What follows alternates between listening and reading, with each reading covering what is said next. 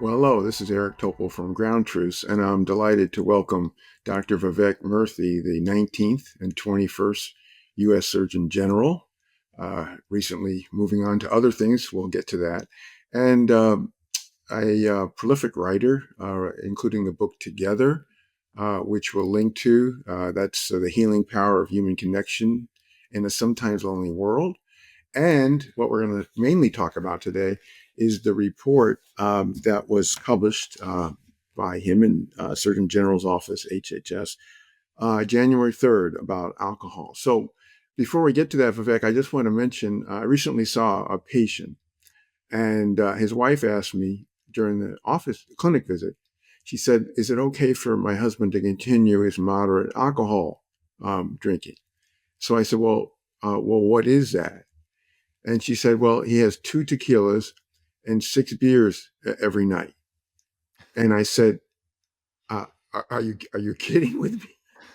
And she says, no. Is that fulfill moderate? I said, no, that's not moderate Oh my alcohol. goodness. So with that I'm really background, glad she asked you, Eric, because I think sometimes we assume these terms mean the same to everyone, but when people bring it to thoughtful clinicians like yourself, they can understand perhaps what's moderate, what's not. But wow. yeah, I think one of the things you touched on with your report and that we can drill down on is there's just very poor awareness about alcohol, levels of risk, just so much confusion. So it's really good that you kind of brought this to the fore. Now, what's fascinating is the timing. So there were 3 reports within a month. The December 17th, there was a National Academies report. You issued your report on January 3rd. On that one, and we'll come back to that in a second. And then there was the Interagency Committee on the Prevention of Underage Drinking, ICCPUD of HHS, which put out the report 11 days after yours in January. And all 3 reports had somewhat differing recommendations and findings. But I was going to ask you first, when you put your report out on January 3rd, was that just to avoid the holidays and New Year's Eve, or was that just when it was ready? Well, the reality is, if it had been ready significantly earlier, I would have wanted it to come out earlier because one of the things I've learned over time with the reports we put out is that there's an initial reaction in terms of press coverage, et cetera, but then it's in the weeks and months after that you get to have a lot of rich discussion with the public. Unfortunately, this took a little bit longer to get ready than we had hoped, and so it ended up coming out a bit later than I had hoped. But I'm happy to see that it is still contributing to conversation on this topic. I still to this day get messages from people around the country who encountered the report or saw news coverage of it and are reassessing perhaps their own relationship with alcohol. And that is one of the most important things I think to come out of reports like this. It's sometimes in health and medicine, as you know better than anyone, Eric, we don't have it's not always black and white, right? But when we have new information, we want to get it to people so that they can use it as they make decisions and balance benefits and risks in their life. Well, and this is something that's been progressing over recent years. As you know, both in Ireland and South Korea, they have warning labels on all alcohol products. And other countries are considering doing that. And in fact, in Canada, they markedly changed the threshold for recommendation recently.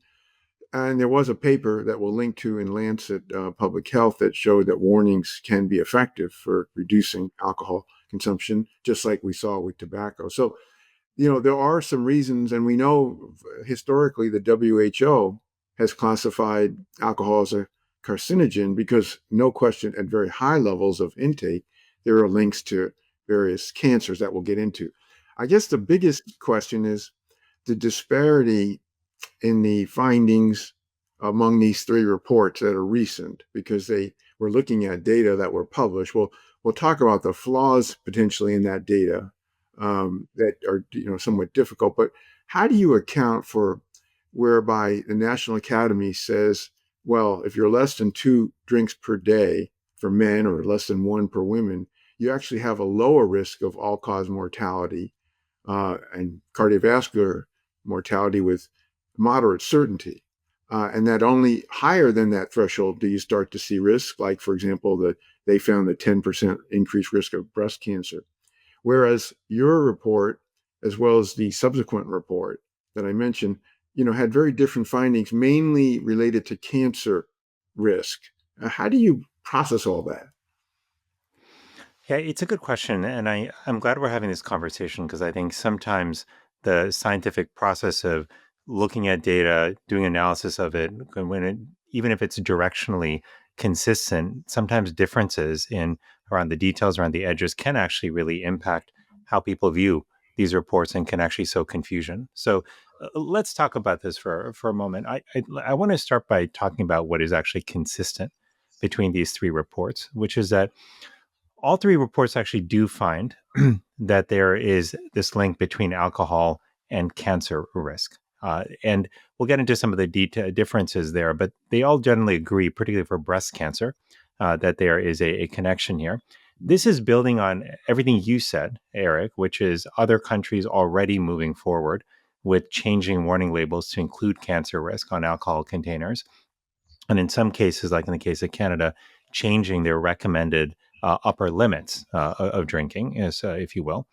But what's also interesting is that within the United States, for years, we've had medical societies trying to ring the alarm bell, if you will, about the risk associated between alcohol and cancer. And for example, the American Society of Clinical Oncology, the American Medical Association, and others for years have been talking about this link with concern.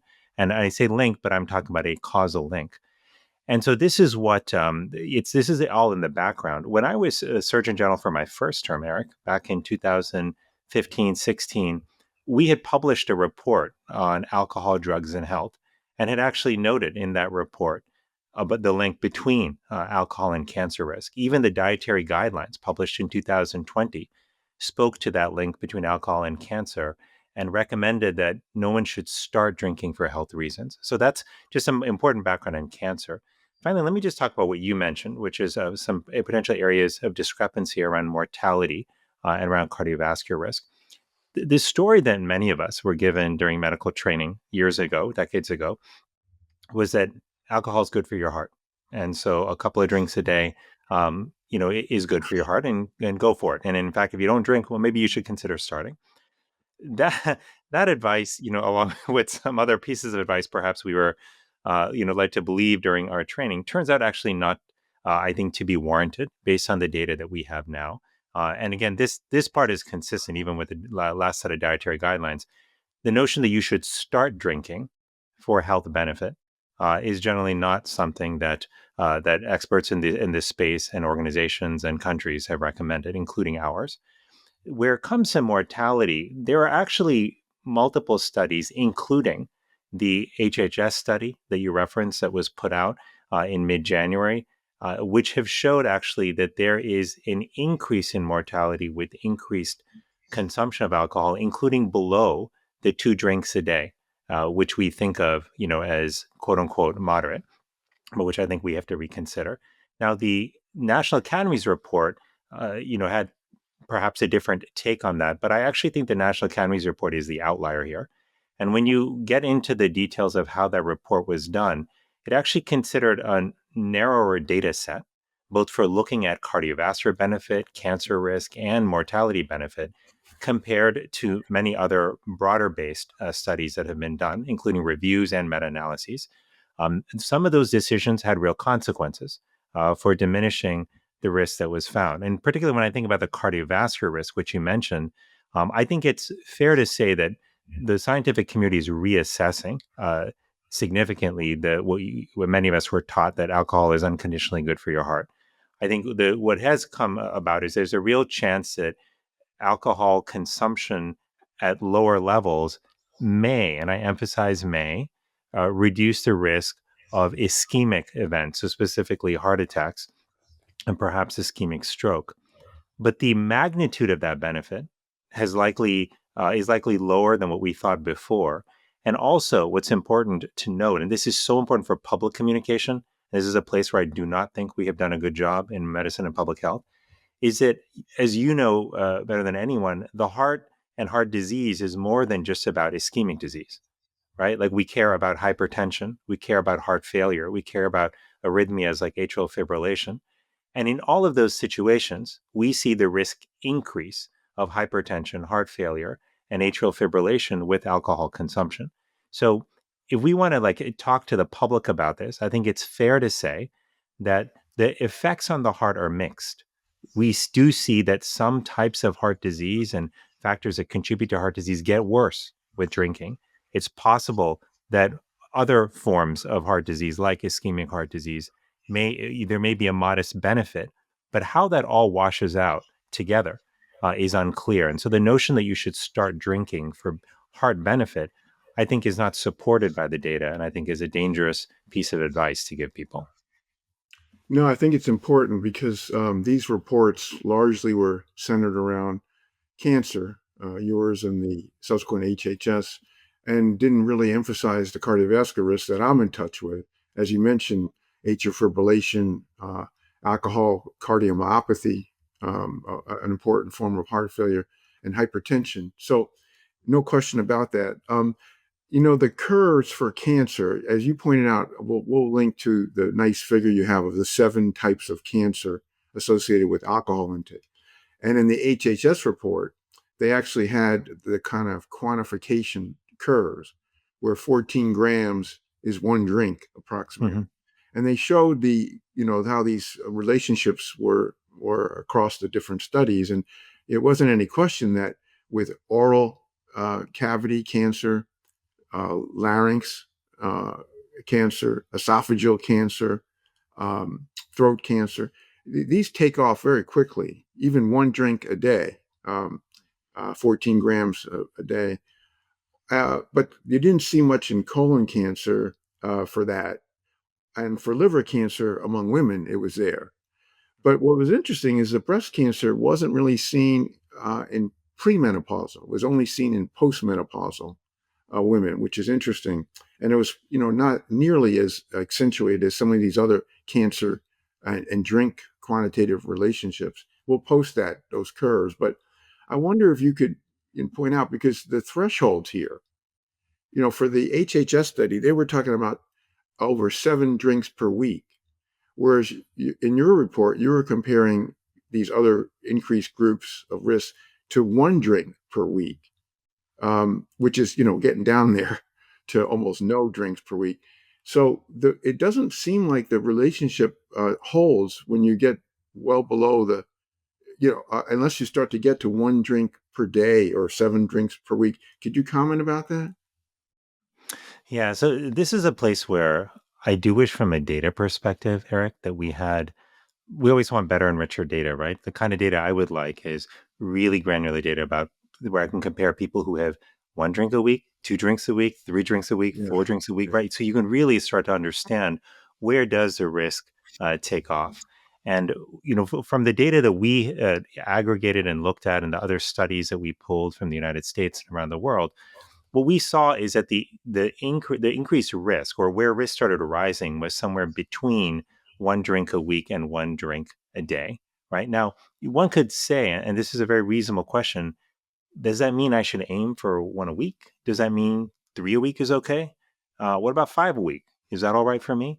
And this is where I think it gets tricky. And I think about this, as you do as a clinician. You explain, meeting a patient at the bedside, you're talking to them, trying to give them practical advice, right, on their life. And this is, I think, where there's a challenge between population and individual data, right? Like, we know that these risks are real. We know at a population level that when you move from everyone drinking, let's say, 1 drink a week to everyone drinking 1 drink a day, you will see meaningful rises in cancer cases across the country. But what does that mean for an individual? I think about this a bit differently. And the way I've talked to friends about this as well is, if you're somebody who's particularly concerned about cancer risk, if you've got a family history of cancer, if you have a personal history of cancer, if you have a history of exposure to carcinogens and hence are worried about increased risk now or in the future, those all might be reasons to be particularly cautious, right, with your level of alcohol consumption. And the one thing we do see in the data is more alcohol consumption means more cancer risk, right? And as you pointed out, we see, especially when you're consuming at higher levels, a real increase, like in the risk of cancer. So that's how I would advise people just to think about this. And I think for somebody like, let's say, like my wife, who might have a drink, on a birthday or on a special event from here and there over the course of the year, do I want her to be scared that somehow she is now in imminent danger of developing cancer because she drinks, on a birthday or on a special holiday? No, I don't want her to be concerned about that. But I do think that the people should know this. They should know the numbers, and they should know like what we're seeing in the trends. But I finally also want to draw attention to subpopulations. I mentioned people who have a personal history of cancer or risk factors like the BRCA gene or others. But let's also talk about Asian Americans for a moment. Many Asian Americans may experience that flushing sensation when they drink, and we now understand more about why that comes about. But it turns out that for populations that experience those symptoms, they often aren't able to break down the sort of byproducts of alcohol as it goes through our body, as well as somebody else might be able to. And what that means is that products like acetaldehyde, which we know are carcinogenic, may hang out in their system for longer and increase their risk significantly of cancer. And that's one of the reasons why, not only in our report, but in others, there's particular attention drawn to Asian American populations, who may experience that flushing sensation. I remember when I was in college, people thought that that was a source of entertainment. It was interesting. And they thought it would just take some over-the-counter medications and it'll get rid of that and we'll be fine. But we know it's not that simple. It's not just about what you feel on the outside. It's about what's happening on the inside that could be contributing to increased risk. Yeah, those are important points. I mean, I think the individualized assessment is critical.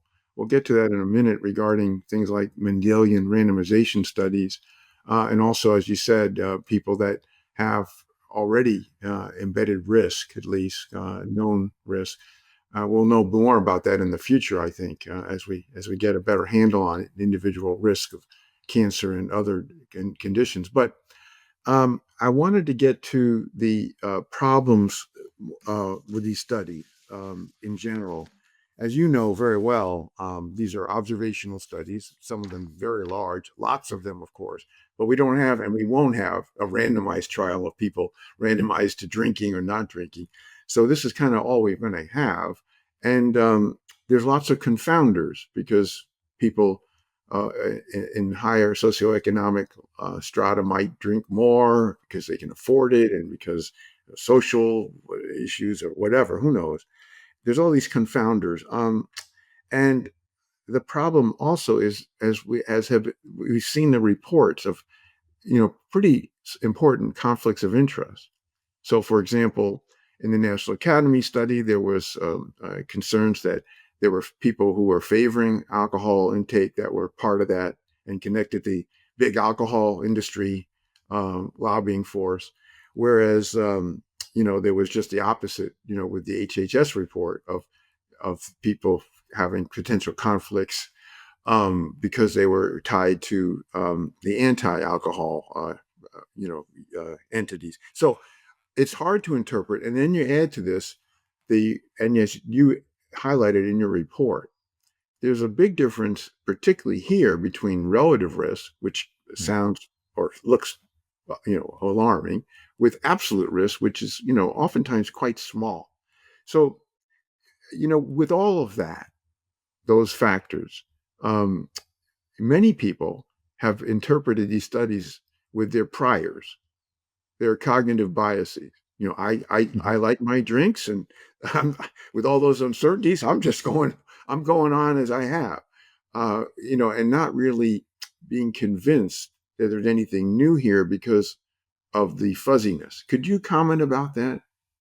Yeah, it's as usual. You're bringing up really thoughtful and important points here, and you're right that the data is not as perfect as we'd want it to be. You're right that it's really tricky to conduct prospective trials, and I would even say that given what we know about some of the potential harms of alcohol, whether it's contributing to injury, intentional and unintentional, whether it's contributing to other forms of disease, I think it would be challenging for an IRB also to consider how you would do this, in a way that would be ethical. So, for a bunch of reasons, I think it's challenging to get prospective trials. So, we are left with having to use human data that's observational or retrospective, having to use animal data, and having to use sort of laboratory based data to help us on mechanisms of harm.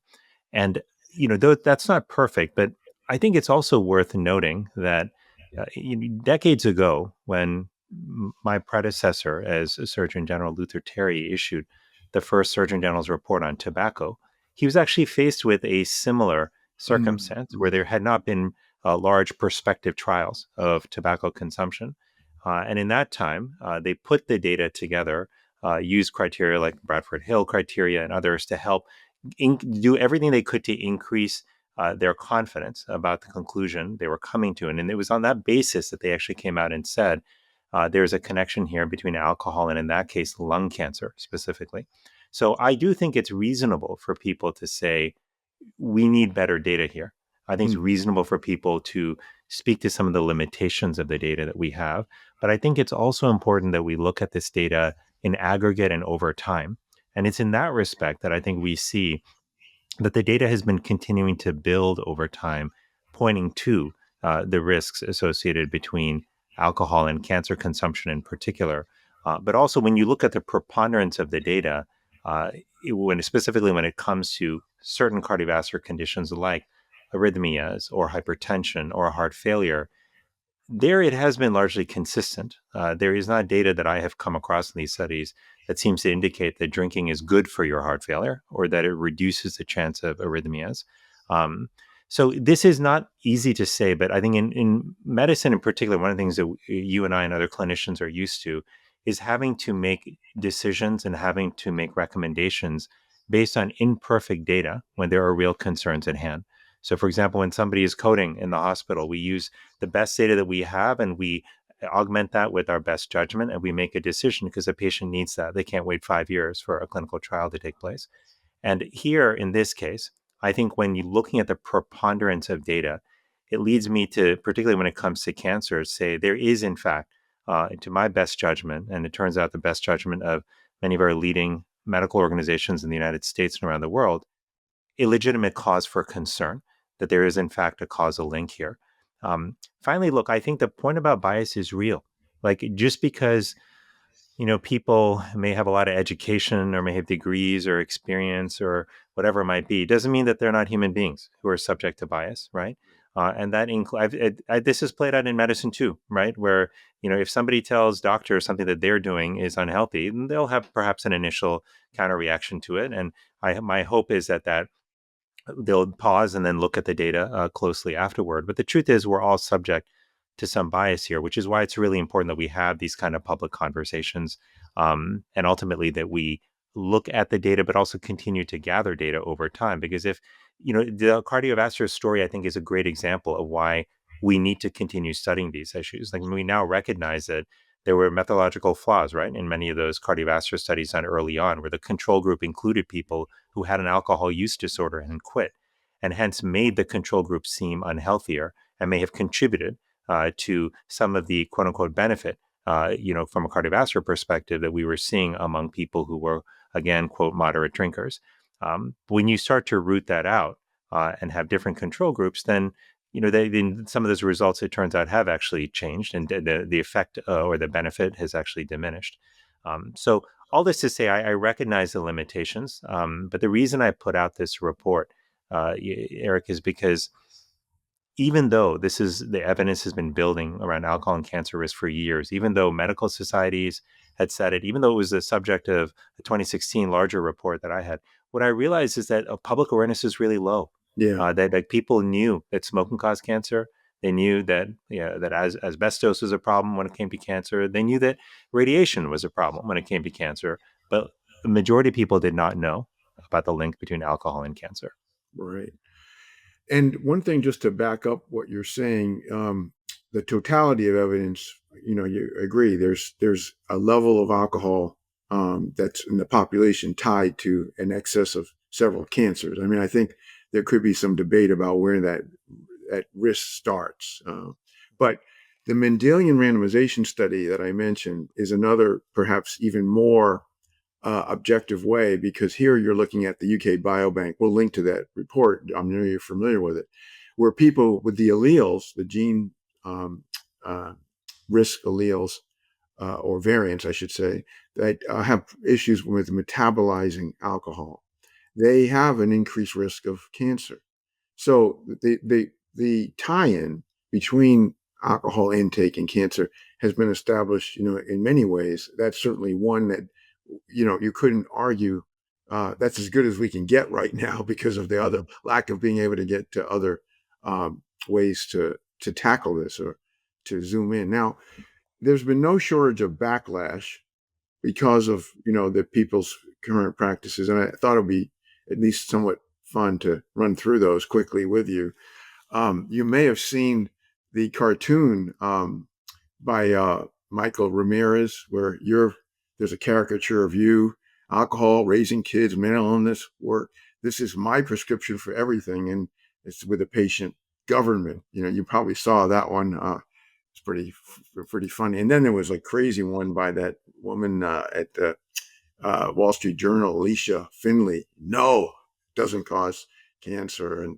But the ones that I thought were particularly interesting, you may have seen in the New York Times, Rachel Bedard, who's a columnist there. The new alcohol warning is not a prescription. Basically, she's making the case that this is good to have the advice, but it shouldn't be a prescription. Um, One that I thought was really interesting is Eric Asimov, um, the person who writes about food and at the New York Times.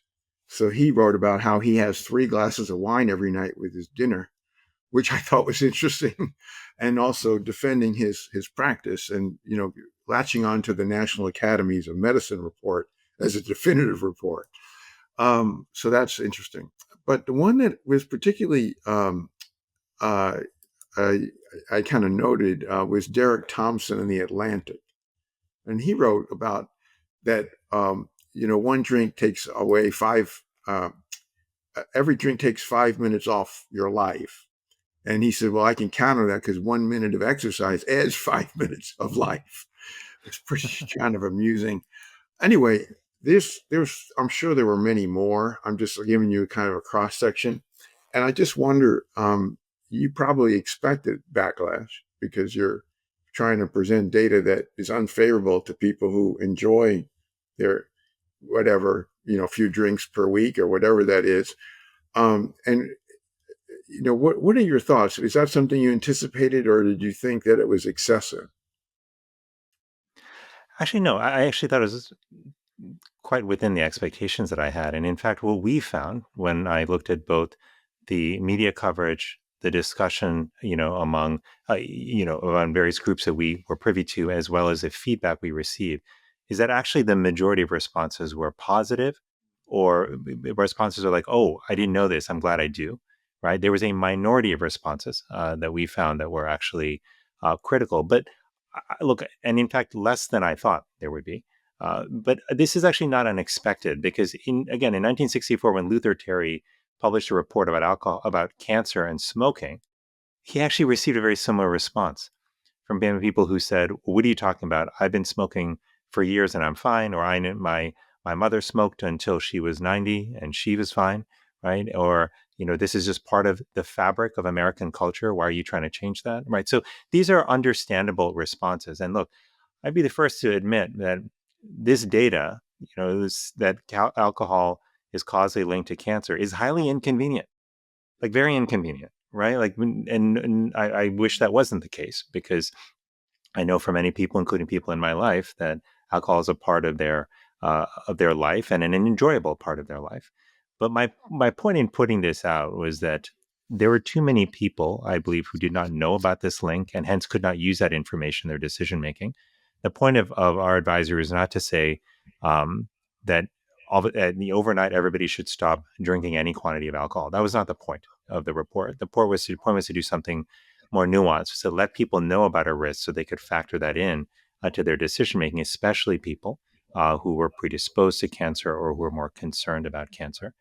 Finally, I'll say one other, just to share some more, one more line of critique that we got, which I thought was very interesting, is our office and me in particular have worked a lot on the issue of loneliness and isolation, and talking about the profound impacts that has on mental health, physical health, and societal health. And I did receive one message from a friend, somewhat tongue in cheek, which said, you can either put out this report on alcohol and cancer risk, or you can say we need to be more socially connected, but both can't be true because many of us use alcohol as a way to connect with each other. And I recognize that too, right? And like we have built a lot of our social interaction around alcohol, not all of it, but a lot of it. Yeah. And this was actually true back in the 50s and 60s too, that people would gather and smoke together, right? And so when you said, "Hey, smoking might be bad for your health," part of how some people interpreted that was, "Wait, you're telling me that something not only do I do that's enjoyable, but that I do with friends is now going to potentially harm me?" That doesn't sound. I don't like the sound of that.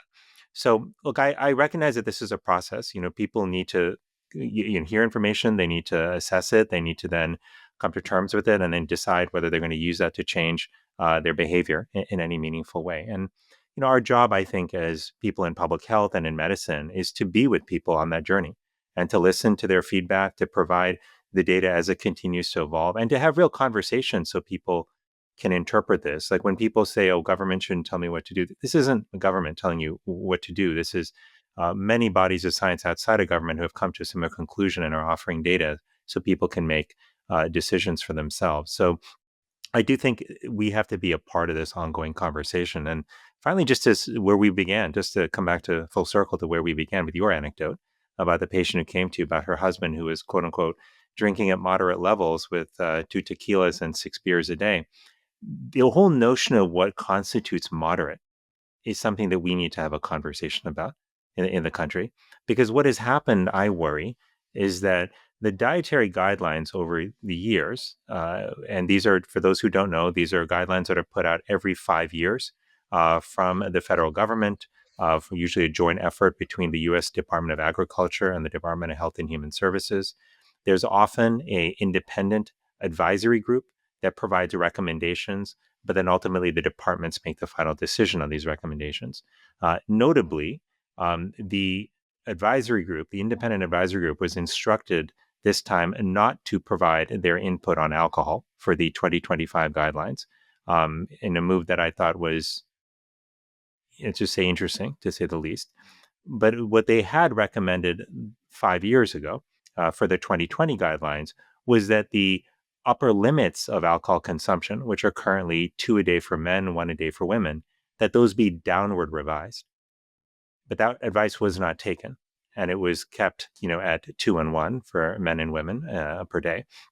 I actually think we need to reassess that because I do think that in light of some of this data, we do need to have a conversation about whether that's actually appropriate. Other countries have taken steps to reduce what are considered the upper limits, of drinking. I think we should too, and you don't have to wait for government to do that. I think that's something that individuals can consider in their own lives.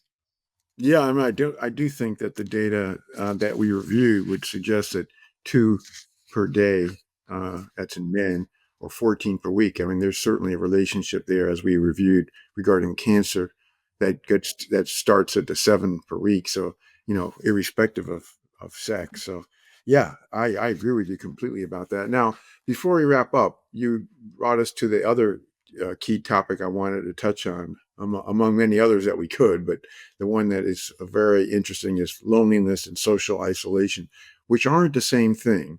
So maybe you could just first differentiate those two important areas.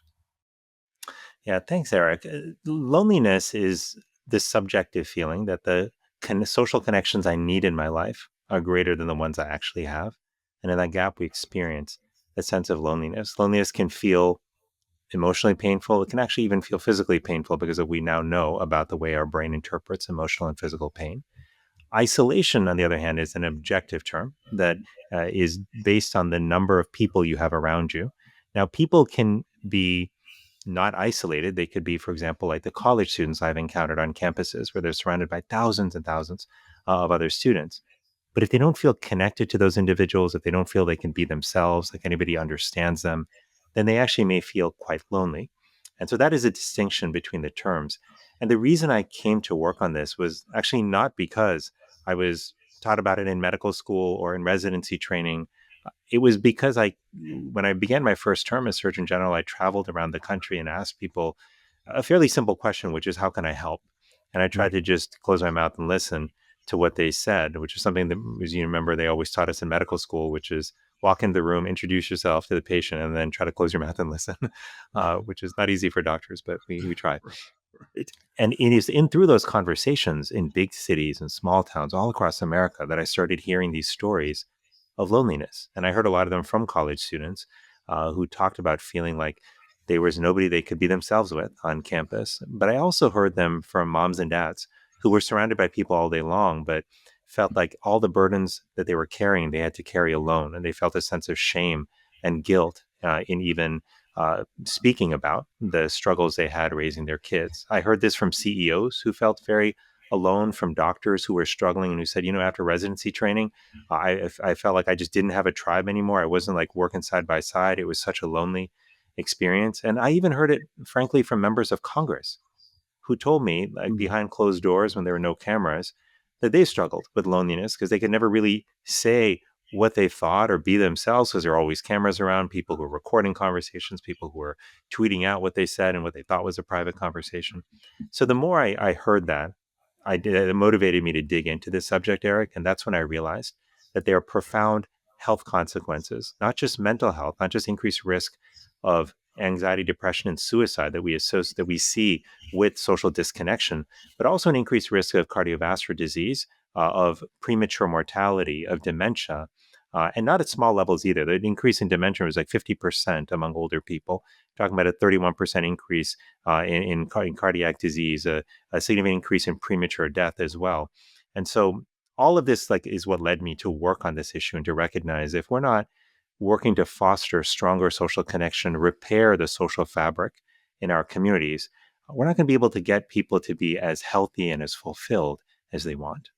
Yeah, no, I certainly think that your emphasis on this and the book you put together is noteworthy. And calling out something that particularly exacerbated by the pandemic is so vital. Now, like the alcohol, but not nearly as fervent, there has been some countering.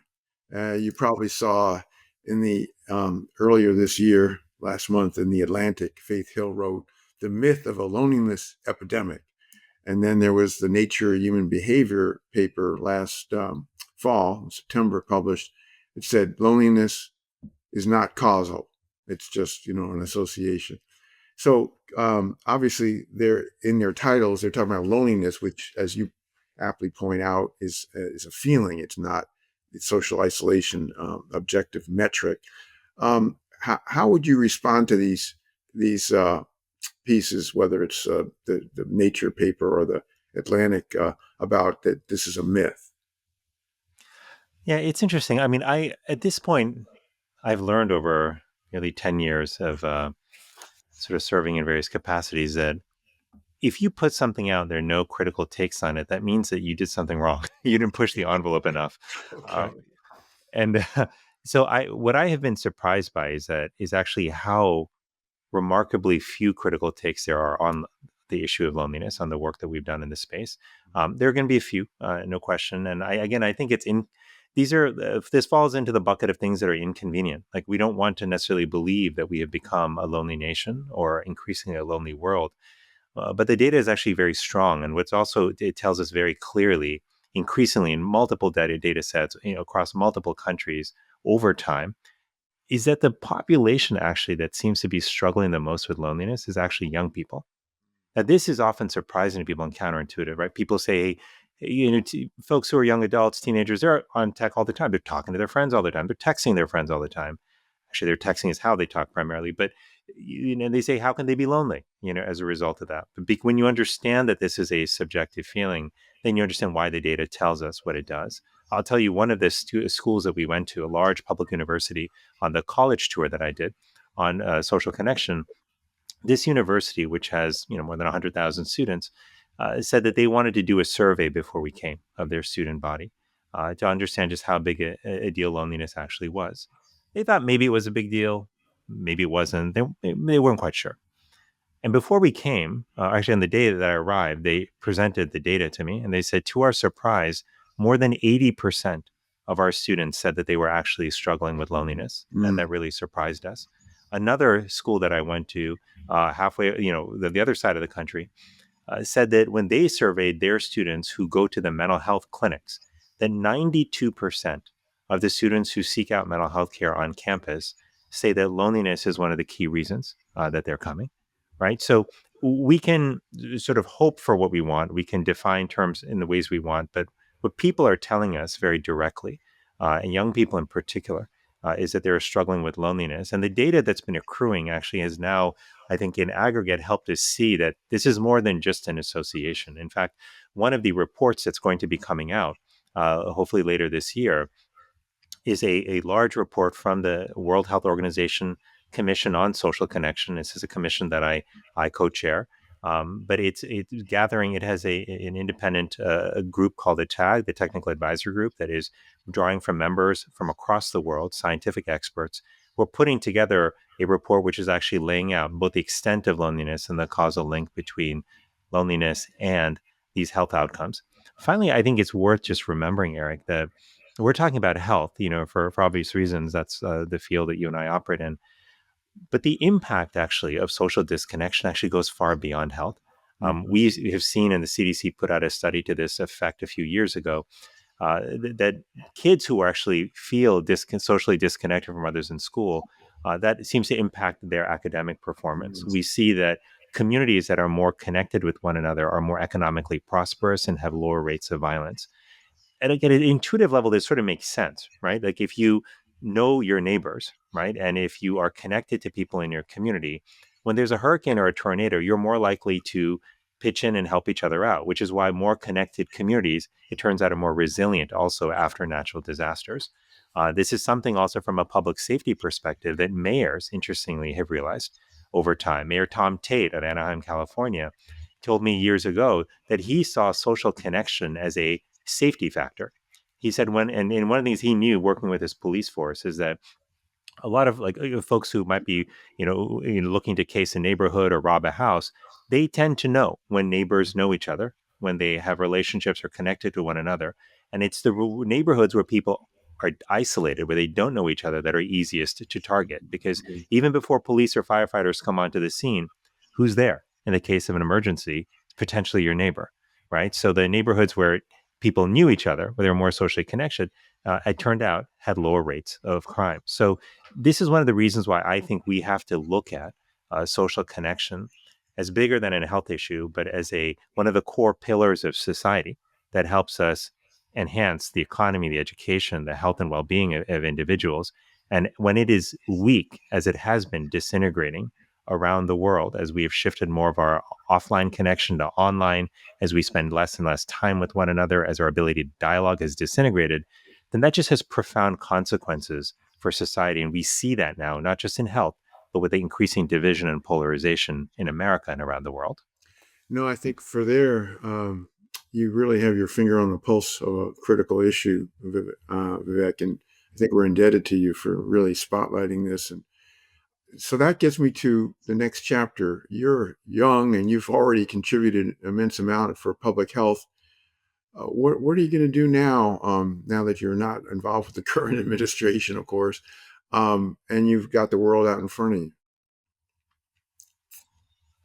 Well, first of all, thank you for calling me young, because my kids just yesterday told me that I'm old. So this feels reaffirming. But I feel incredibly grateful, Eric, to have had the opportunity to, to serve twice. At the second time, in particular, at a time of a great crisis from a public health perspective. And I've learned a lot, but I've learned most from the people I met across the country. And as I think about the future, I think about a lot of those stories of people who just sat with me in their homes, in town halls, in gyms, in high schools across the country, and just openly shared about their lives, about what they were worried about their struggles. And that's what's guiding me now as I think about what to work on next.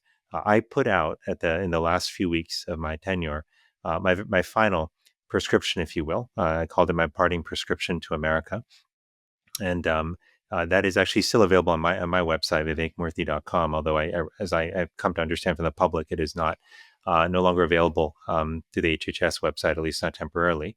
But it can be found on my website, and what it was aimed to do, Eric, was to synthesize all of these learnings and Mm. conversations from the last two terms and to really get at what is at the root cause of the deeper unhappiness that I encountered so often.